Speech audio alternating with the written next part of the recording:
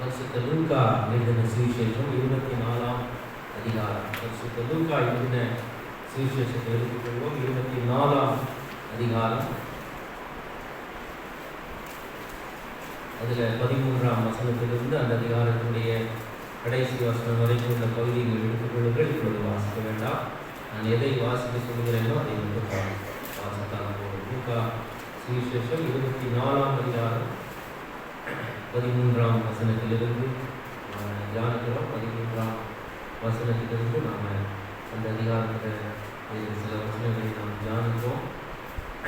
33ஆம் வசனம் வரைக்கும் உள்ள பகுதியிலிருந்து நாம் தியானிப்போம். இந்த நாட்களில் அருமையான போதகர் சாரதி அவர்கள் ஜெபித்தது போல ஒரு சோகமான ஒரு நிலைமை, நிச்சயமற்ற ஒரு நிலைமை மக்களிடத்தில் காணப்படுகிறது. கடந்த ஒரு வருடமாக அப்படிப்பட்ட நிலைமையை நம்ம பார்க்கிறோம். அவநம்பிக்கை நிறைந்த ஒரு சூழ்நிலை, நம்பிக்கையற்ற ஒரு சூழ்நிலை, இப்படி இனிமேல் என்ன செய்ய போகிறோம் என்ற ஒரு நிச்சயமற்ற ஒரு சூழ்நிலை. இப்படிப்பட்ட நிலையில அநேகர் ஒருவேளை இந்த நாட்களில் ரொம்ப எளிதாக தற்கொலை கூட பண்ணிக்கொள்கிறார்கள். வழியில் நான் வாழ்வாதாரத்துக்கு ஒரு வழியில்னு சொல்லி இனி வாழ முடியாதுன்னு நினைத்து தற்கொலை கூட அவர்கள் செய்து கொள்கிறதை நாம் பார்க்கிறோம். அப்படி நம்பிக்கையற்ற ஒரு சூழ்நிலை நிலவுகிறது. ஒருவேளை இனிமேலும் எப்படி இருக்கும் என்று நமக்கு தெரியாது. ஒருவேளை முழுவதும் ஒரு நல்ல நிலைமை வருமா என்று நமக்கு தெரியாது. நம்பிக்கையற்ற சூழ்நிலையிலும், கடினமான சூழ்நிலையிலும், கஷ்டமான சூழ்நிலைகளிலும் நாம் இந்த வாழ்க்கையை நாம் எடுத்து செல்ல முடியும், முன்னேறி செல்ல முடியும், கடந்து செல்ல முடியும். ஏனென்றால் நம்மோடு இருக்கிறவர் மகத்துவமான தேவன், சர்வ வல்லமை உள்ள தேவன் நம்மோடு இருக்கிறார். அவர் இருக்கிற வரைக்கும் நாம் கவலைப்பட வேண்டிய அவசியம் இல்லை. நம்மோடு இருக்கிறார். இங்கே 2 சீஷர்கள் எம்மாவு என்ற கிராமத்தை நோக்கி எருசலேமிலிருந்து நடந்து போகிறார்கள். அவர்கள் நம்பிக்கை இழந்த நிலைமையில நடந்து போகிறார்கள். அவர் துக்கமுகமாய் இருக்கிறார்கள். 17ஆம் வசனத்தில் பார்த்தீங்கன்னா அவர் துக்கமுகமாய் இருக்கிறார்னு சொல்லி ஆண்டவர் சொல்றாங்க. ஏன் துக்கமுகமா இருக்கிறீங்க அப்படின்னு சொல்லி ஆண்டவர் கேட்கிறாரு. ஆண்டவர் பக்கத்தில் நடந்து போறாரு. ஆனால் அவங்களுக்கு தெரியல. அவர்கள் துக்கத்தோடு, அவநம்பிக்கையோடு எல்லாமே முடிந்து விட்டது, இனி என்ன இருக்கிறது என்ற ஒரு சூழ்நிலையில் நடந்து போய் கொண்டிருக்கிறார்கள். எல்லாம் முடிஞ்சு போச்சு, அவ்வளவுதான், அங்க என்ன இருக்கு அப்படின்னு அவங்க பேச்சு சொல்லுது. அவங்க ஆண்டவர்கிட்டயும் அப்படிதான் பேசுறாங்க. நாங்க ஒரு ரட்சகர் வந்தாலே அவர் எல்லாத்தையும் சரி செஞ்சிருவாருன்னு நினைச்சோம், மீட்பாறைகளை வழி நடத்துவாருன்னு நினைச்சோம். ஆனா அதெல்லாம் ஒன்றும் நடக்கல. அவர் இறந்துட்டாரு, அவர் சிலுவையில் அறுத்து கொண்டுட்டாங்க, அவ்வளவுதான், எல்லாம் முடிஞ்சு வச்சு, அவ்வளவுதான், மேட்டர் ஓவர், இனி என்ன இருக்கு அப்படின்னு ஒரு முடிந்து போன நிலைமையில இனி ஒன்றும் இல்லை, அவ்வளவுதான், இனி ஒன்றும் செய்ய முடியல அப்படின்னு சொல்லி அவர்கள் நினைக்கிறாங்க. ஒன்றும் இல்லை, ஒன்றும் செய்ய முடியாது இனிமே அப்படின்னு சொல்லி அவங்க நினைக்கிறாங்க. அப்படிப்பட்ட சூழ்நிலையில அவர்கள் நடந்து போய் கொண்டிருக்கிறார்கள்.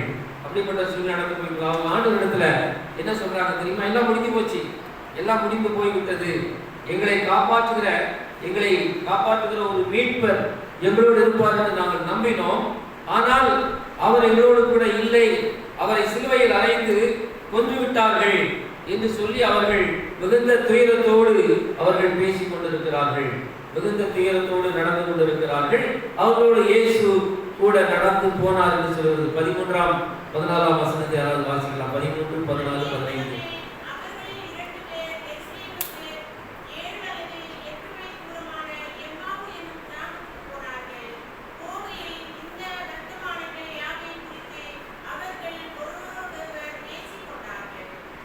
ஆமா, இயேசு அவரோடு கூட நடந்து போகிறார்கள். ஆனால் அவர்களுக்கு தெரியல இயேசு அவரோடு கூட நடந்து போகிறது அவருக்கு தெரியல. காரணம் ஒரு அவநம்பிக்கை, ஒரு முடிந்து போன சூழ்நிலை. எல்லாம் முடிஞ்சு போச்சு, அவ்வளவுதான், இனி ஒண்ணுமே இல்லை அப்படின்ற ஒரு நிலையில் அவர்கள் போய் கொண்டிருக்கிறார்கள். ஒரு காலையில அப்படிப்பட்ட ஒரு சூழ்நிலையில நாம் இருக்கிறோமா? யோசிச்சு பாருங்க. அப்படிப்பட்ட சூழ்நிலையில நாம் வாழ்ந்து கொண்டு இருக்கிறோமா? எல்லாம் முடிஞ்சு போச்சுங்க, அப்படி நம்பிக்கையெல்லாம் அவ்வளவுதான், இனி என்ன இருக்கு வாழ்க்கையில? என்னென்னமோ நம்ம நினைச்சோம், என்னென்னமோ யோசித்தோம், அவ்வளவுதான், இனிமேல் ஒண்ணுமே இல்லை அப்படின்னு சொல்லி ஒரு பரிதாபமான சூழ்நிலை வாழ்ந்து கொண்டிருக்கிறீர்களோ? அப்படிப்பட்ட சூழ்நிலையில் நடந்து கொண்டிருக்கிறீர்களோ? பிரியமானவர்களே, கவலைப்படாதீர்கள். இயேசு உங்களோடு கூட இருக்கிறார். நம்ம ஆண்டவர் இருக்கிறார். ஆண்டவருடைய பிள்ளைகளை பொறுத்த அளவுக்கும் நம்பிக்கை இழந்துவிடவே கூடாது. ஆண்டவர் இருக்கிறார், நம்மோடு இருக்கிறார். நமக்கு ஒன்றும் முடிந்து விடவில்லை. எல்லாம் முடிஞ்சிருச்சு அப்படின்னு நாம மற்றவங்க நினைக்கலாம், நாம நினைக்க கூடாது. இன்றைக்கு உலகத்தில் இருக்கிற மற்றவர்கள் எல்லாம் நம்மை நோக்கி பார்ப்பார்கள். வரும் நாட்கள்ல பாருங்க, இனி வரும் நாட்கள்ல அநேகர் நம்மை நோக்கி பார்ப்பார்கள். நாம் ஆண்டவருடைய பிள்ளைகளாக விசுவாசமாய் ஆண்டவரை நம்பி வாழ்வோம் என்றால் ஏராளமான ஜனக்கூட்டம், நம்பிக்கை இல்லாமல் இந்த தேசத்தில் வாழ்கிற ஏராளமான மக்கள் இந்த இயேசுவிடத்தை நோக்கி திரும்புவதற்கான வாய்ப்புகள் நிறைய இருக்கிறது. அது உங்களையும் என்னையும் பொறுத்து இருக்கிறது. நம்பிக்கை இழந்த மக்களுக்கு ஒருவேளை வேற நம்பிக்கை இல்லை, ஆனா நாம் அப்படி இருக்கக்கூடாது. நமக்கு ஒன்றும் முடியல, அவ்வளவுதான், எல்லாம் முடிஞ்சு போச்சுன்னு நம்ம நினைக்கவும் கூடாது. அப்படிப்பட்ட நிலையில வாழவும் கூடாது. அதனால என்ன நடக்குது, அப்படி நம்ம ஒரு நிலைமையில வாழ்ந்தோமானால் ஆண்டவர் நம்ம அருகில் இருக்கிறது கூட நமக்கு தெரியாமல் போகிறது. அவள் கண்கள் மறைக்கப்பட்டிருக்கிறது. ஏன்? அவநம்பிக்கை, அவிசுவாசம், அது அவள் கண்களை மறைத்திருக்கிறது. எல்லாம் முடிஞ்சு போச்சு, அவ்வளவுதான். கவலையில அவநம்பிக்கையில ஆண்டவர் போட்டு நடந்து வந்தது கூட அவங்களுக்கு தெரியல. எவ்வளவு பரிதாபம் பாருங்க. அதுல என்ன ஒரு பேர் பரிதாபம்னா, ஆண்டவரை எப்படி ஒரு கேள்வி கேட்கிறார்கள். 24ஆம் அதிகாரம் 18ஆம் வசனம் வாசியுங்கள்.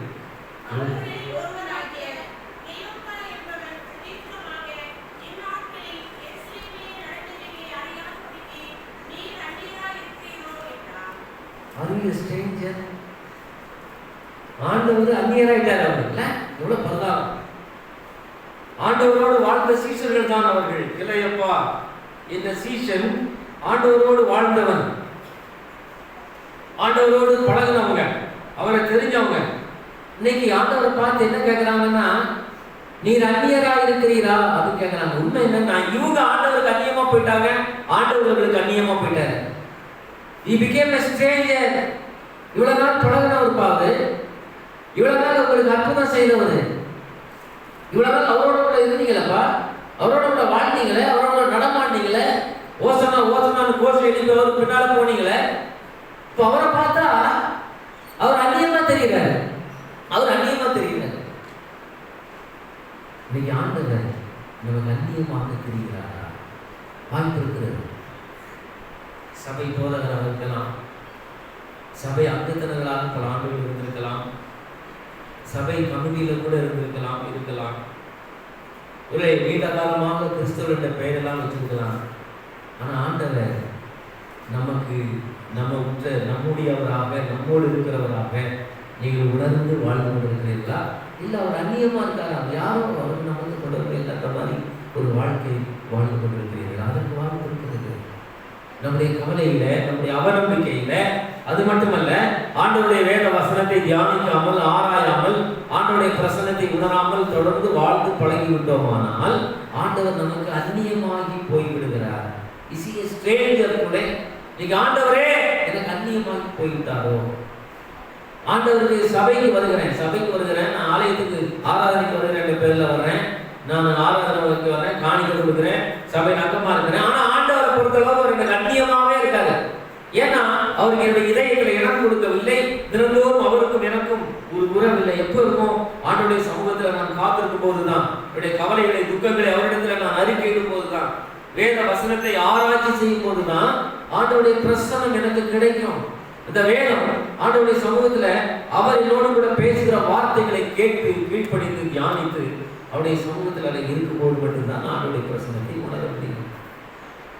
வேதத்தை நான் தூர வைத்து விட்டேன் என்றால், வேதத்தை வாசிக்காமலே வைத்து விட்டேன் என்றால், வேதத்தை தியானிக்காமலே நான் வாழ்க்கையை நடத்துவேன் என்றால் ஆண்டவர் எனக்கு அந்நியமாகத்தான் இருப்பார். நீங்க எத்தனை பேர் நீங்க அந்த ஆலயத்திற்கு வரும்போது பைபிளை சில பேர் கொண்டு வரீங்க, சில பேர் கொண்டு வரதில்லை, அது ஒரு விஷயம்.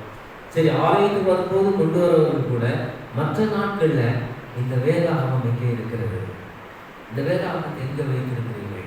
செல்ஃப்ல பத்திரமா வச்சிருக்கீங்க, அடுத்த சண்டே வரும்போது தூக்கி வருவதற்கு பத்திரமா வச்சிருக்கீங்க. தினந்தோறும் அது என்னுடைய தியான புத்தகமாக இருக்கிறதா? நாள்தோறும் அது என் தியானம் என்று சங்கீதக்காரன் சொல்கிறானே, அது இப்படியான ஒரு தியான புஸ்தகமாக இருந்திருக்கிறதா? தினந்தோறும் இந்த வேத புஸ்தகத்தில் நான் வாசிக்கிறேனே, எதுக்காக வாசிக்கிறேன்? இது கதையா, லிட்ரேச்சரா, பாடமா, சரித்திரமா, பூகோளமா? இல்ல, சர்வ வல்லமையுள்ள தேவன் என்னோடு கூட பேசுகிறார். Is a talking, he is talking to me, he is interacting with me. என்னோடு கூட இடைபடுகிற ஆண்டவர் வேதத்தின் வழியாகத்தான், வேறு வழியாக. அதை நான் ஒதுக்கி வைத்தேன் என்றால், இந்த வேதத்தை நான் தள்ளி வைத்து விட்டேன் என்றால், நான் பாவம் என்னை ஆட்கொண்டு விடும். பாவத்தில் விழுந்துள்ள வாய்ப்பு நிறைய இருக்கிறது. ஆண்டவரை விட்டு விலகிவிடும் வாய்ப்பு இருக்கிறது. ஆண்டவருடைய நித்திய ஜீவனுக்கு போகிற வழியிலிருந்து நான் விலகி இருப்பேன்.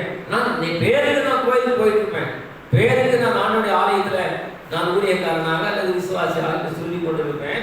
ஆனால் எனக்கும் ஆண்டவருக்கும் இடையில ஒரு பெரிய இடைவெளி காணப்படும். இந்த வேதத்தை நீங்க வாசிக்கலன்னா, இந்த வேதத்தை தேவனுடைய சமூகத்தில் அமர்ந்து தியானிக்கவில்லை என்றால், தேவனுடைய வார்த்தைகளை தினமும் கேட்கவில்லை என்றால், ஆண்டவர் நமக்கு அந்நியமாக இருக்கிறார் என்று அர்த்தம். ஒருவேளை நான் கேட்க விரும்பல, உங்களை நீங்களே கேட்டுக்கொள்ளுங்கள். எத்தனை பேர் பெரியவர்கள், தாய்மார்கள், தம்பி தங்கச்சிமார்கள், சகோதர சகோதரிகள் இந்த வேதத்தை திறந்து ஒவ்வொரு தியானிக்கிறேன்னு சொன்னாங்க. சும்மா இந்த ஒரு வசனத்தை வாசித்து போறது சொல்லலை. ஒரு அரை மணி நேரமாவது ஆண்டவருடைய சமூகத்தில் அமர்ந்திருந்து ஒவ்வொரு நாளும் ஒரு பகுதி எடுத்து ஆண்டவருடைய சமூகத்தில் முறையாக தியானிக்க, ஆண்டவரே எனக்கு என்ன சொல்ல விரும்புகிறேன் என்று ஆவலோடு தியானிக்கிறோம். சும்மா கடமைக்கு எடுத்து வேகமாக வாசித்து போறதில்லை. அப்படி வாசித்து போற புத்தகம் இல்லை. ஆண்டவரே எனக்கு என்ன பேசுறீங்க, இந்த வேத வசனத்தின் மூலமாக ஆண்டவரே என்னிடத்துல என்ன பேச விரும்புறீங்க என்று சொல்லி ஆண்டவருடைய சமூகத்துல எத்தனை பேர் பேசுகிறோமோ, தினந்தோறும் ஆண்டவருடைய சமூகத்தில் அவர் குரலை கேட்டு அவருக்கு பின்னாடி செல்கிறோமோ, அவங்க மட்டும்தான் ஆண்டவருடைய பிள்ளைங்க. மற்றவங்கெல்லாம் ஆண்டவருக்கு அந்நியமானவர்கள். ஆண்டவர் நம்முடைய வாழ்க்கையை பொறுத்தளவில் அவர் அந்நியமாக இருப்பார். யாரோ பிரியமானவர்கள் யோசித்து பாருங்கள். இன்றைக்கு ஆண்டவர் அந்நியமாக இருக்கிறார். இன்னைக்கு எத்தனையோ விஷயங்கள் நமக்கு ரொம்ப நெருக்கமாக இருக்கிறது. ஆனால் ஆண்டவர் மட்டும்தான் அந்நியமாக இருக்கிறார். நம்முடைய நண்பர்கள் கூட நமக்கு நெருக்கமாக இருக்கிறார். எப்படி சொல்லுகிறேன், அதிக நேரம் அவரோடு நான் பேசுகிறேன், சேட் பண்றேன், அதிக நேரம் அவரோடு செலவழிக்கிறேன், ஃபேஸ்புக்ல, இன்டர்நெட்ல, அநேக காரியங்கள் போல வழியாக அவரோடு கூட நான் உறவாடி கொண்டிருக்கிறேன். அநேக ஃப்ரெண்ட்ஸ் வச்சிருக்கேன், தெரிஞ்சவங்க சர்க்கிள் நிறைய பேர் இருக்காங்க. அவரோட நிறைய நேரம் நான் பேசுறேன், பழகுறேன், விடிய கூட பேசுறேன். அவர்கள் எல்லாம் எனக்கு நெருக்கமானவர்கள். ஆண்டவரோ எனக்கு அந்நியமாக இருக்கிறார். அவரோடு கூட பேசுவதற்கு கூட எனக்கு நேரம் இல்லை. அவருடைய வேதத்தை வாசிக்கிற நேரத்தில் நான் தேவையற்ற பொழுதுபோக்குகளிலே, தேவையற்ற காரியங்களிலே என்னுடைய நேரத்தை செலவழித்துக் கொண்டிருக்கிறேன். இது நம்முடைய வாழ்க்கையில உண்மையாக இருக்கிறதா? சர்ச்சை விட்டு போன உடனே, ஆண்டவருடைய ஆலயத்தை விட்டு போன உடனே நான் பேசின இந்த வசனங்களை நீங்க வீட்டில் போய் தியானிப்பீங்களா? இல்லைன்னா போன உடனே வேற ஏதாவது காரியங்களை ஈடுபட்டு இந்த நாளை அப்படியே செலவழித்து விடுவீர்களா? வேற தேவையில்லை காரியங்களை செலவழிக்கலாம், நான் வேண்டாம்னு சொல்லலை. ஆனால் தேவையற்ற அநேக காரியங்களை செலவழிக்கலாம். திங்கட்கிழமையிலிருந்து சனிக்கிழமை வரைக்கும் ஒரு நேரம் செல்போனில் செலவழிக்கிற நேரம் எவ்வளவு யோசிப்பாங்க. வேதத்தோடு செலவழிக்கிற நேரம் எவ்வளவு, டிவியில் செலவழிக்கிற நேரம் எவ்வளவு, வேதத்தோடு செலவழிக்கிற நேரம் எவ்வளவு, வெட்டியாக கதை பேசுகிற நேரம் எவ்வளவு, ஆண்டவரோட செலவழிக்கிற நேரம். இன்னைக்கு ஆண்டவர் நமக்கு அந்நியமாக இருக்கிறாரா, நெருக்கமாக இருக்கிறாரா? எத்தனையோ பேர் எனக்கு நெருக்கமா இருக்காங்க உலகத்துல. அவங்கெல்லாம் நான் இந்த உயிரை விட்டு, இந்த உலகத்தை விட்டு நான் கடந்து போகும்போது என்னோடு வரப்போவதில்லை, அவனை வழிநடத்த போவதில்லை, எனக்கு துணையாக இருக்க போவதில்லை, கடைசி வரைக்கும் எனக்கு துணையாக இருந்து என்னை ஆற்றி தேக்க போவதில்லை, என் கண்ணீரை துடைக்க போவதில்லை, என் வியாதிகளை சுகமாக்க போவதில்லை, என்னை பாதுகாக்க போவதில்லை. என்னை இனமாக இருக்கலாம், என்னுடைய சொந்த ஜனமாக இருக்கலாம், கூட இருக்கலாம், அவளெல்லாம் கூட எனக்கு நெருக்கமாக இருக்கிறார்கள். ஆண்டவர் அந்நியமாக இருக்கிறார். ஒரு குறிப்பிட்ட ஒரு தாய், ஆண்டவரை அறிந்த ஒரு தாய், ஒருவேளை ஆண்டவரை அறியாத குடும்பத்துக்கு வந்தவங்க, அவங்க கடைசி வரைக்கும் அவங்க திருமணத்துக்கு எடுத்து ஆண்டவர்கிட்ட வர்றதுக்கு ஒரு தடை என்னவென்றால் சொந்தக்காரங்க என்ன நினைப்பாங்க, சொந்தக்காரங்க என்ன நினைப்பாங்க அப்படின்னே வாழ்ந்தாங்க. கடைசியில் என்னாச்சு, சொந்தக்காரங்க வாழ்ந்து ஜாதிக்காரங்க நினைப்பாங்க, சொந்தக்காரங்க என்ன நினைப்பாங்க, இப்படியே நினைச்சுதான் வாழ்ந்தாங்க. கூட வர போறாங்களா, அந்த உயிர் போகும்போது அவங்க கூட வர போறாங்களா, வரமாட்டாங்க. ஆண்டவர் அந்நியமா போயிட்டாரு, சொந்தக்காரங்களாம் நெருக்கமா போயிட்டாங்க. இன்னைக்கு அப்படியா இருக்கும், நம்முடைய வாழ்க்கை அப்படியே இருக்குது. ஆண்டவர் அந்நியராக இருக்கிறார், ஆண்டவர் எனக்கு அந்நியராக இருக்கிறார்.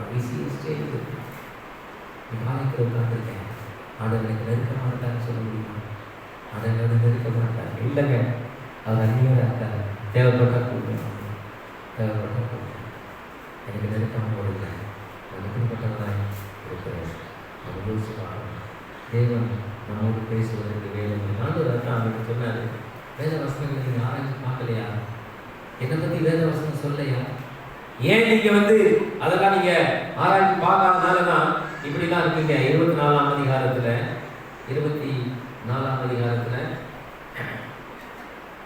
நம்ம ஆண்டவர் சொல்கிற வார்த்தைகளை நம்ம கவனிப்போம். 27ஆம் வசனம்.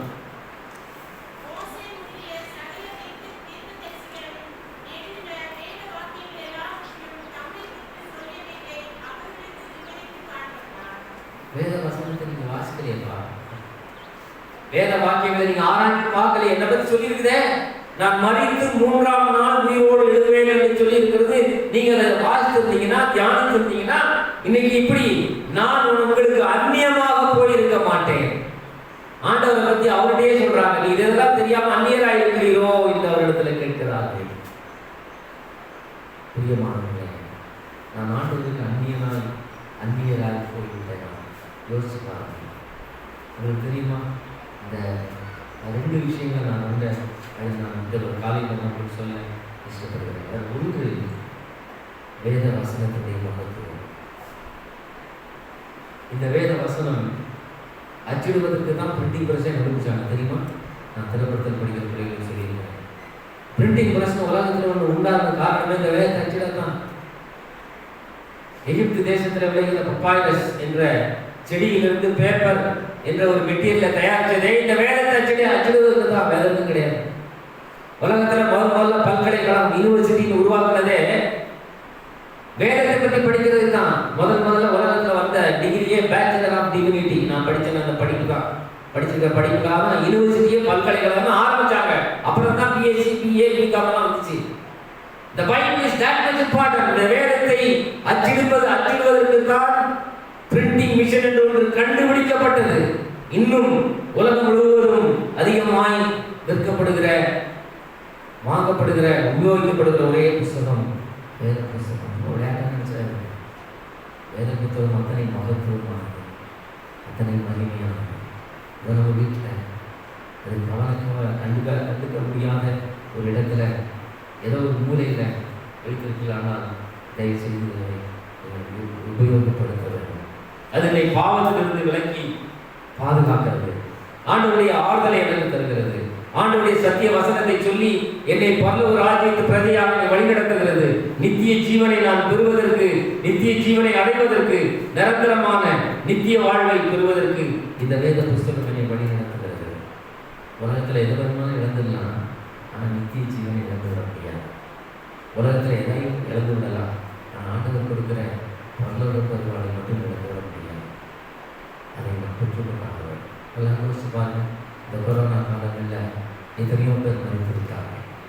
பெரிய பணக்காரர் நிறைய பேர் இருக்காங்க, பணம் வச்சுருந்தவங்களாம் இறந்துட்டாங்க.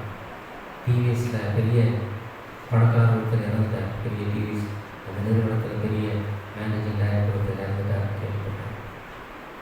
நிறைய பணம் முதலீடெல்லாம் இறந்து போனாங்க. பணம் இருந்துச்சா கூட அவங்களை காப்பாற்றுச்சா? இல்லை. நித்திய ஜீவன் ஆண்டவருடைய பிள்ளைகள் அவர்களும் மரித்து போனார்கள் சில பேர். ஆனால் அவர்கள் மகிமைக்குள்ளாக தேவராஜ்யத்துக்குள்ளாக கடந்து செல்கிறார்கள். அப்படிப்பட்ட மகிமையின் ராஜ்யத்தை நோக்கி வழிநடத்தும் புத்தகம் இந்த வேத புத்தகம். உலகத்தில் நீங்கள் பாடம் படிக்கிறீங்க, அந்த பாடம்லாம் பரீட்சைக்காக படிக்கிறீங்க. அவ்வளோதான். உழுது படிக்கிறோம். பிசிக்ஸ் படிக்கிறோம், கெமிஸ்ட்ரி படிக்கிறோம், மேத்ஸ் படிக்கிறோம். அது ஏதோ பரீட்சையில் பாஸ் பண்ணணுன்றதுக்காக படிக்கிறீங்க.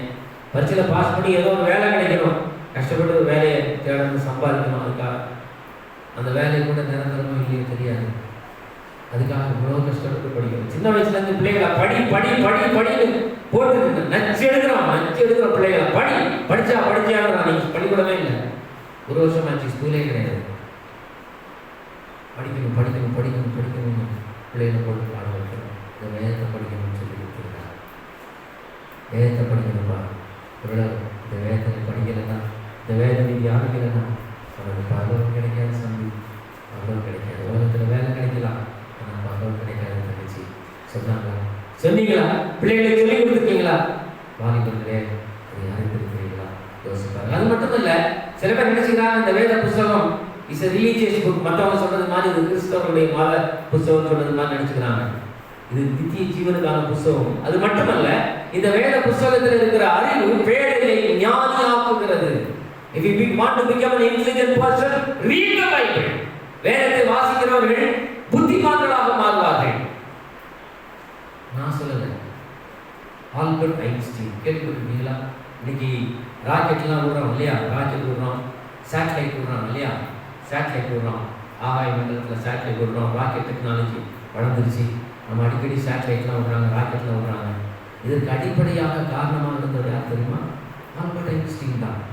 இந்த விண்வெளி ஆராய்ச்சிக்காக தன்னுடைய நாட்களை செலவழித்து அந்த பிசிக்ஸ்ல பெரிய ஃபார்முலாலாம் உருவாக்கி இன்றைக்கு விண்வெளியில உலகமெங்கும் சாதனை படைத்துக் கொண்டிருக்கிற நாடுகள் அனைத்தும் ஆல்பர்ட் ஐன்ஸ்டீனுக்கு கடமைப்பட்டிருக்கிறது. அவர்களுடைய கண்டுபிடிப்புகள்.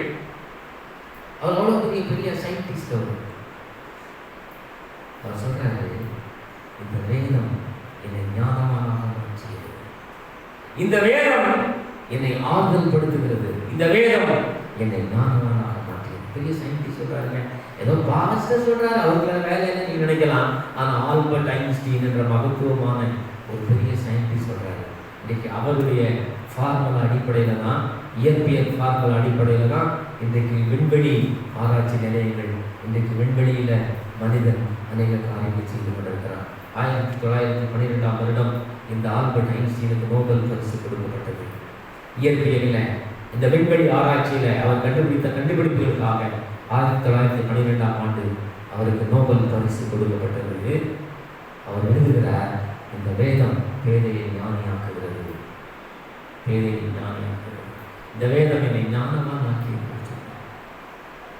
1932ஆம் ஆண்டு அவர் அவர் ஜெர்மனி நாட்டைச் சேர்ந்த ஒரு யூதர். அவர் ஜெர்மன் வேதாகம் வைத்திருந்தார். அந்த வேதம் அவருக்கு பிரியமா இருந்துச்சு. அதனால அவர் இன்னொரு நபருக்கு அந்த வேதத்தையும் அவர் என்ன செய்தார்னா, அவர் பிரியமான வேத புத்தகம் இன்னொன்று வைத்து விட்டு இன்னொன்று அவர் கிஃப்டா கொடுத்தார்.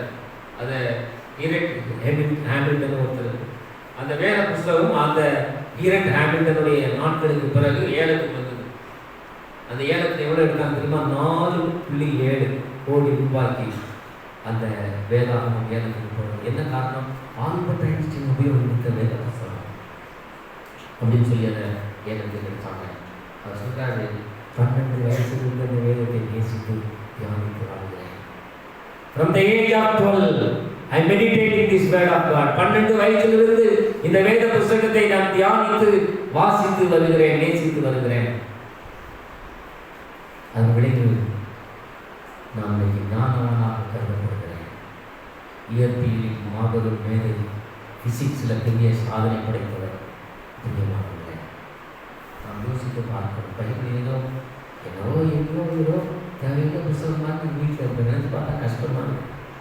அநேகம் நினைக்கிறாங்க. சில பேர் நினைக்கிறாங்க, வயசான காலத்தில் எல்லாம் தாத்தா பாட்டி ஆன பிறகு கஷ்டப்பட்டு கண்ணாடி போட்டு உட்காந்து விழுந்து வாசிக்கிறாங்க. அந்த மாதிரி வாசிக்கிற புத்தகம் போல நினச்சிக்கிறோம். சின்ன வயசுல இருக்கிற சின்ன பிள்ளைங்கள்லாம், வாலிய பிள்ளைங்கள்லாம், நீங்கள் வேதத்தை வாசி பாருங்க, இந்த வேதத்தின் மகத்துவத்தை தியானிச்சு பாருங்க. உங்கள் வாழ்க்கையில நீங்கள் ஞானவான்களாக மாறுவீர்கள், வெற்றி வீரர்களாக மாறுவீர்கள், தலைவர்களாக மாறுவீர்கள், அநேகருக்கு வழிகாட்டியாக மாறுவீர்கள், யோசேப்பை போல, தானியேலை போல மாறுவீர்கள். சும்மா விளையாட்ட நினைத்து மாறுவீர்கள். படாத பாடுபட்டு எத்தனையோ பேர் இந்த வேதத்தை எழுதி எவ்வளோ கடினமான முயற்சிகளுக்கு அப்புறம் இது நமக்கு டிரான்ஸ்லேஷன் ஆகி நம்ம கையில் இருக்கு. இந்த வேதத்தை அலட்சியம் செய்யாது, தயவுசெய்து அலட்சியம் செய்யாது. அடுத்தது, அவருடைய பிரசன்னத்தை அவர் உணரவில்லை. They could not realize the presence of Jesus Christ. உயிர் திளைந்த ஆண்டவருடைய பிரசன்னத்தை அவர்கள் உணராமல் அவரை அந்நியர் என்று நினைத்து விட்டார்கள். வேதத்தை தியானிக்கும் போது அவருடைய பிரசன்னம் நமக்கு தெரியும். அவருடைய பிரசன்னத்தில் இருந்து வேதத்தை தியானிக்கும் போது வேதத்தின் மகத்துவங்கள் நமக்கு தெரியும். ரெண்டும் ஒன்று தொடர்புடையது. ஆண்டவருடைய பிரசன்னத்தில் இருந்து நாம் வேதத்தை தியானிக்கும் போது வேதத்தின் மகத்துவங்கள் தெரியும். வேதத்தை ஆராய்ந்து தியானிக்கும் போது ஆண்டவருடைய பிரசன்னமும் நமக்கு தெரியும். ஆண்டவருடைய பிரசன்னத்தை எத்தனை பேர் இன்னைக்கு உணர்ந்து வாழ்கிறோம்? யோசிப்பாருங்க.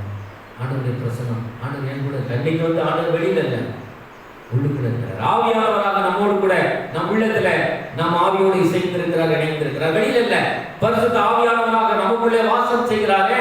அவருடைய மகிமையின் பிரசன்னத்தை எத்தனை பேர் இன்னைக்கு உணர்ந்திருக்கிறோம்? யோசிச்சு பாருங்க. ஆண்டவருடைய பிரசன்னத்தை உணர்கிறாங்க. It's exciting. அது எவ்வளவு சந்தோஷமா இருக்கு, எவ்வளவு பரவசமா இருக்கு, எவ்வளவு ஆனந்தமா இருக்கு. அனுபவிக்கிறோமா? Are you enjoying the presence of God?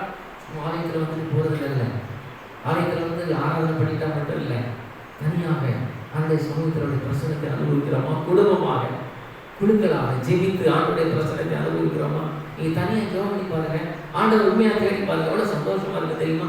ஆண்டவரோட பேசுவதும் நீங்கள் அவரோட பேசுவதும் மகிழ்ச்சியாக சந்தோஷமா இருக்கும். பரிசுத்த ஆவியானவருடைய நிறைவோடு கூட பரிசுத்த ஆவியானவரை நீங்கள் கனம் பண்ணி, பரிசுத்த ஆவியானவருக்கு நீங்கள் முற்றிலும் கீழ்ப்படிந்து ஒப்பு கொடுத்து, ஆவியானவரே பரிசுத்த ஆவியானவரை ஆட்கொள்வீராக என்று நீங்கள் சொல்லி அவருடைய சமூகத்தில் வரும்போது ஆவியானவர் நமக்குள்ள ஆவியானவராக இயேசு நம்மோடு பேசுவார். மகனே மகளே நம்மோடு பேசுவார், நம்மை ஆர்வப்படுத்துவார், நம் கண்ணீரை துடைப்பார், எச்சரிப்பார், கண்டிப்பார். அவர் கண்டித்து உணர்த்துவார். கண்டித்து உணர்த்துகிற ஆவியானவர் வாக்கு கடந்தாத பெருமூச்சுகளோடு நமக்காக வேண்டுதல் செய்வார். நம்மை அவருடைய பிள்ளைன்னு செய்வார். என் பிள்ளைடா கவலைப்படாதா அப்படின்னு சொல்லுவார். உணர்ந்து பாரு, அனுபவிச்சு பாரு. ஆண்டவருடைய பிரசனம். இந்த ரெண்டு விஷயங்கள் தான் ரொம்ப முக்கியமான விஷயம். அது வருத்தத்தை அளிக்கிற விஷயம் கூட. இது வருத்தம் தான். சில பேர் வேதத்தை அழைச்சிருக்காங்க, அது வருத்தத்துக்கு விஷயம். அதை விட பரவாயில்ல விஷயம் இல்லை. சில பேர் ஆண்டவருடைய பிரசனத்தை உணராமலேயே அனுபவிக்காமலே வாழ்வு பூராவும் வாழ்ந்து வடித்து விடுகிறார்களே, ஆண்டவர் இல்லாமலேயே வாழ்ந்து விடுகிறார்களே, ஆண்டவருடைய பிரசனத்தை உணராமலேயே இருந்து விடுகிறார்கள். அது பரிதாபத்துக்குரிய விஷயம். பரிதாபத்துக்குரிய விஷயம். பிரியமானவர்களே, இது இரண்டையும் நாம் விட்டுவிடக்கூடாது. ஆண்டவருடைய பிரசனத்தை நாம் கடல் மூடு இருக்கிறார். அவர் என்ன தவம் தான் நான் வரேன்னு சொன்னாரா? காட்டுக்குள்ள போய் நவம் தான் நான் வரேன்னு சொன்னாரா?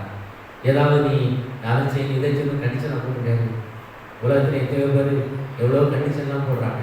ஒரு கண்டிஷன் போடுறேன், இதை வாசற்படி தட்டுங்க, ஒருவரின் சத்தத்தை கேட்டு கதவை திறந்தா அவரோட போஜனம் பண்ணுங்க. கண்டிஷனே கிடையாதுங்க, கண்டிஷனே கிடையாது. ஏழை பாவி பணக்காரன் நல்லவன் கெட்டவன் பார்க்கறதே கிடையாது. நீ கதவை திறந்தா உனக்குள்ள வருவேன். யாரா இருந்தாலும் இல்லை, உன் கூட பழக்கணும், பேசணும்னு ஆசைப்படுறேன். அது இவ்வளவு தூரம் அவங்க ஆண்டவர் அறியாமல் இருந்தா கூட ஆண்டவர்கள் விடலை. கடைசியில் அவங்க ஒரு நல்ல காரியம் செஞ்சாங்க. ஆண்டவரே எங்கள் வீட்டில் தங்கியிரும் என்று வருந்தியாக இருந்தாங்க. அவரை வருந்தி கேட்டுக்கொண்டார்கள். ஆண்டவரே போதகரே சாயங்காலம் ஆயிற்று, பொழுது போயிற்று, எங்களோட ஒரு தங்கியிருந்து கேட்டாங்க. ஆண்டவர் தங்கியிருந்த போது அவருடைய பிரசனத்திற்கு வந்தார்கள். உனக்கு ரொம்ப சந்தோஷம். 8 மைல் அந்த பக்கம் நடந்து வந்தவங்க திரும்ப 8 மைல் ஓட்டம் நடக்க ஒரே ஓட்டம் திருப்பி ஓடுறாங்க. 8 மைல் நடந்து வந்த இடம் களைப்பா இருக்கும். அந்த களைப்பெல்லாம் இப்போ இல்லை. திரும்ப 8 மைல் ஒரே ஓட்டம் இஸ்ரேல் சீசன்ல பார்க்க போறாங்க. ஆண்டவரை பார்த்தோம், அவர் தரிசிச்சோன்னு சொல்லி அந்த சந்தோஷத்தில் ஒரு ஓடுகிறார்கள்.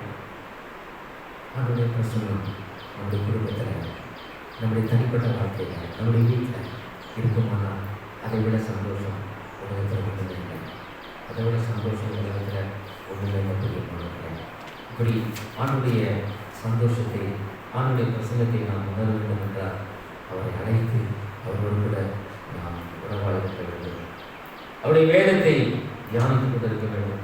ஆவியானவரை கனம் பண்ணி ஆவியானவர் நமக்குள்ளே வாழ்வதற்கு நாம் அவரை கூடவே வைத்திருக்க வேண்டும்.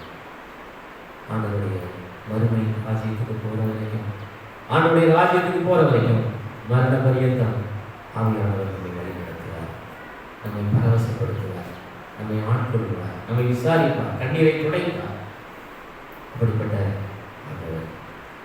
ஒரு கீரை விற்கிற அம்மா, நான் ஒரு குறிப்பிட்ட ஊரில் இருக்கும்போது அவர்கள் கீரை விற்கிற அம்மா காலைதோறும் நான் ஒரு நாள் அவரை பார்த்தேன். காலை 5 மணிக்கு ஆலயத்துக்கு முன்னாடி அவர்கள் கேட்டில் இருந்து விளங்கால் படிக்கிட்டு ஜெபித்து போனார்கள். ஒரு நாள் கேட்டேன் அவங்கள்ட்ட, நீங்கள் உள்ளே வரல, வெளியில் ஜோம் பண்ணிட்டு போனீங்க, யாருன்னு கேட்டேன். அவங்க ஆண்டவர் அறியாத குடும்பத்தில் இருந்தவங்க, ஒரு இந்து சகோதரர் சொன்னாங்க, இந்த ஆண்டவர் என்னோட பேசினாங்க.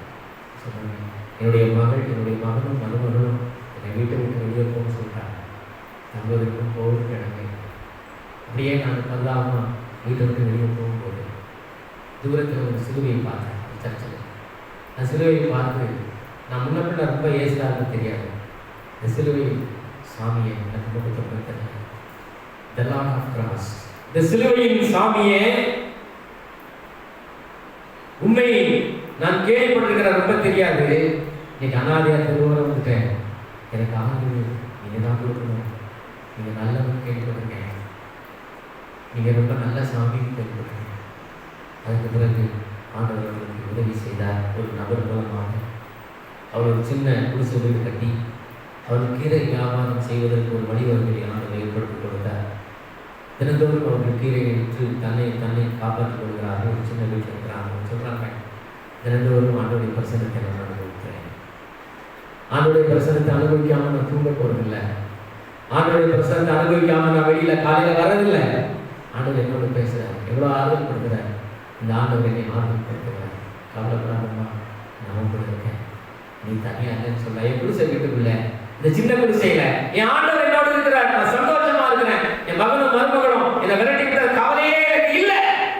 நாடோருடைய பிள்ளையா இருக்கேன், சந்தோஷமா இருக்கேன். யாராவது கேட்டா அப்படி கவலைப்படுறது, நான் கவலைப்படல, நீங்க கவலைப்படுறீங்க, சந்தோஷமா இருக்கேன். இயேசுநாதர் கூட இருக்காரு, அவர் பேசுறாரு, பழகுறாருன்னு சொன்னாங்க. பிரியமானவர்களே, அந்த ஆண்டவர் அறியாத அந்த அம்மா கூட ஆண்டோடைய பிரசனத்தை வாழ்ந்துதான் பார்த்தாங்க. ஆனால் தினந்தோறும் ஆலயத்திற்கு வருகிறனா ஆண்டோடைய பிரசனத்தை உணர்கிறோம். யோசிப்பார், அவர் கைவிடவே மாட்டார்.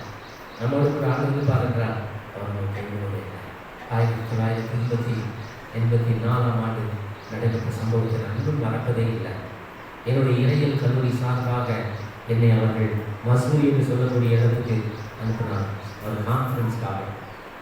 அது மசூரி எங்கே இருக்குன்னு தெரியாது, என்னமோ ஒரு தெரியாத சின்ன வயசு, எனக்கு ஒன்றும் புரியாத வயசு, ஏதோ எங்கேயோ இருக்குன்னு நினச்சிக்கிட்டேன். அது ரொம்ப தூரத்தில் இருக்குது. டெல்லி போய், டெல்லியிலேருந்து டேராடூன் போய், டேராடூன்லேருந்து மலை மேலே யாருக்கும் போல, இதெல்லாம் எனக்கு தெரியாது. நான் டிக்கெட் வாங்கினது டெல்லிக்கு டிக்கெட் வாங்கிட்டு அவ்வளோதான். டெல்லிக்கு டிக்கெட் வாங்கிட்டு தமிழ்நாடு எக்ஸ்பிரஸில் ஏறிட்டேன். காசு கையில் ரொம்ப இல்லை. எங்கள் வீட்டில் எனக்கு சப்போர்ட் கிடையாது. நான் வீட்டுக்கு வந்ததுனால சப்போர்ட் இல்லை. ட்ரெயின் ஏறின பிறகு தான் அக்கம் பக்கத்தில் கேட்டபோது சொன்னாங்க, எனக்கு உண்டாக்குலாம் அதுக்கு டிக்கெட்டு காசு கிடையாது. டெல்லிக்கு போகணும், டெல்லியில் டேராடூன் நிறைய விஷயம். சாப்பாடு கூட காசு கிடையாது. கையில் ஒரு 300 வச்சுருக்காங்க. 300 டெல்லி போய் சேர்றதுக்கே பத்தாது. டெல்லி போகிற வரைக்கும் சாப்பாடுக்கே பத்தாது. அதுவே தண்ணி அந்த தெரியாமல் ஏறிட்டேன். திரும்ப அடுத்த ஸ்டேஷனில் இறங்கி போனேன். வேறு வழி எப்போ நிற்கும், விஜயவாடாவுக்கு நிற்கும். வேகப்பா எங்கேயோ போய் நிற்கும். திரும்பி நான் வந்துருக்கணும், வேறு வழி இல்லை, எனக்கு காசு இல்லை, நான் போக முடியாது. தெரியாமல் ஏறிட்டேன். என்ன அனுப்புறதுக்கு மேலே வேறு யாராவது நல்ல வசதியான பசங்களை அனுப்பிச்சிருக்கலாம். எங்கள் சொன்னதில்லை. எங்கள் பிரின்சிபல் என்ன தேர்ந்தெடுத்து என்ன போய் அனுப்பிச்சி வச்சுட்டாரு ஒரு பேப்பர் ப்ரெசன்டேஷனுக்காகன்னு சொல்லி. ஆண்டு உள்ளத்தில் பேசுகிறார். எலியா என்னுடைய அந்த பகுதி, அந்த காவத்தி மூலமாக போஷித்த பகுதி, அதை வாசித்தேன். சங்கீதம் 68:5 என்னைக்கும் பிடிக்கிற வசனம். Is a father of the fathers, ஆண்டு உள்ள பேசுகிறேன். அவ்வளோதான். நீ நம்பவே மாட்டீங்க. அது பெரிய, அது ரொம்ப நேரம் ஆகிடும் சொன்னேன். நான் சுருக்கமாக சொல்கிறேன். அந்த ட்ரெயினில் என்னை கொண்டு போவதுக்கு ஒருத்தர் ஏற்பாடு பண்ணியிருந்தார். டெல்லியிலேருந்து டேராடூன் போகிறதுக்கு ஒருத்தர் ஏற்பாடு பண்ணியிருந்தார். அவங்கெல்லாம் முன்ன பண்ண அறிவிப்பா, டேராடூன்லேருந்து மசூரி போகிற ஒருத்தர் ஏற்பாடு பண்ணியிருந்தார். திரும்பி டெல்லியில் வந்து 4 நாள் தங்கணும், அதுக்கு ஒருத்தர் ஏற்பாடு பண்ணியிருந்தார். விஜயராகவே அது அந்த தம்பி. அப்புறம் டெல்லியில் லூயிஸ்னு ஒரு மனிதன். அப்புறம் டேராடூன், டெல்லியிலேருந்து டேராடூன் போகிறதுக்கு எஃப்.எச். தாம்னு ஒரு குஜராத்தி ஆளு. நினச்சப்பாங்க, ஆச்சரியமாக இருந்துச்சு. காசும் இல்லை, மொழியும் தெரியாது, லாங்குவேஜும் தெரியாது, ஹிந்தியும் தெரியாது, வழியும் தெரியாது. டெல்லி போயிட்டு ஜாலியாக வந்துட்டு மசூரி வரைக்கும் போயிட்டு வந்தேன். கையில் ரொம்ப சொற்பாக காசு ரொம்ப எப்படி போனேன், எப்படி வந்தேன். டெல்லியில் வேற 4 நாள் தங்கியிருந்தேன். பிரியமாக இந்த சமயத்தில் அந்த வேத பகுதி ஆண்டவர் சொன்னார், நான் கைவிடுவேன். மகன் ஆவியானவர் சொன்னார், நான் தகப்பன்.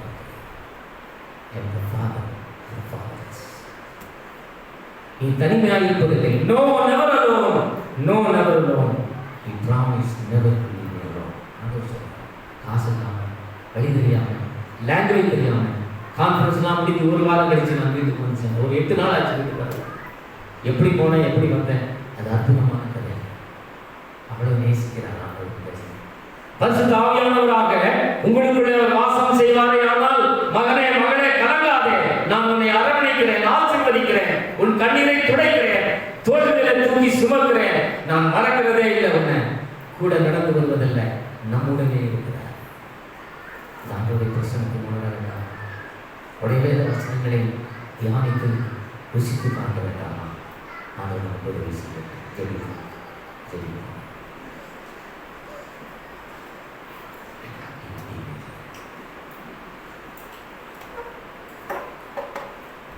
உயிர்த்தெழுந்த ஆண்டவர் தம்முடைய சீஷர்களை தேடி தேடி போனாருங்க. அவருடைய அன்பை காட்டுவதற்காக, நான் கூட இருக்கிறேன் என்பதை காட்டுவதற்காக.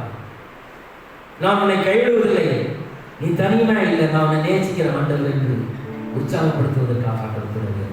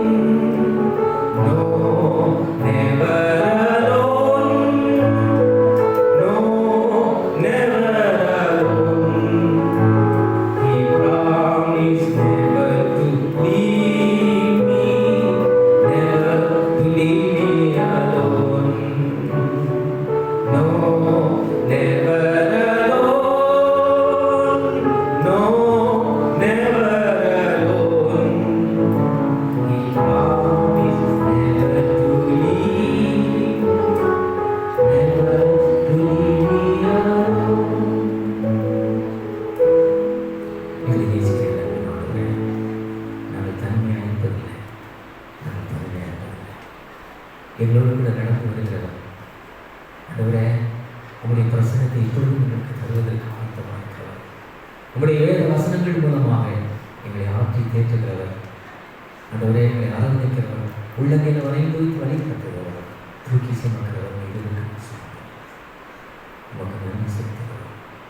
இந்த ஆண்டவருடைய பிரசனத்தை உணராமல், இந்த ஆண்டவருடைய பிரசனத்தை அனுபவிக்காமல், ஆண்டவரே உங்களுடைய வேதத்தின் மகத்துவங்களை ஆராய்ந்து பார்க்காமல் எங்கள் நாட்களை வீணடித்துள்ளாமல் நீ பாதுகாத்துக் கொள்ளும். தொடர்ந்து எங்களோட பேசி புதிய மகிமையை நாமக்கே செலுத்துகிறோம். இயேசு கிறிஸ்துவின் நாமத்திலே தாழ்மையை வேண்டுகிறோம் நல்ல பிதாவே, ஆமென். இறுதி ஜெபத்துக்கும் ஆசீர்வாதத்துக்கு நாம் எழுந்து நிற்போம். எங்களை நேசிக்கிற அன்பின் ஆண்டவரே, இந்த ஆராதனை பிரசன்னம் உங்களுடைய கிருபை எங்களோடு இருப்பதற்காக ஸ்தோத்திரம். தொடர்ந்து இந்த வாரம் முழுவதும் இப்போது புரிந்து கொள்ளும் வழிநடத்தும் தேவைகளை சந்தியும் ஆசீர்வதியும். ஆண்டவரே, எங்கள் காணிக்கைகளை அங்கீகரித்த ஆசீர்வதியும் என்ற கருணையும் ஆசீர்வதித்தார்.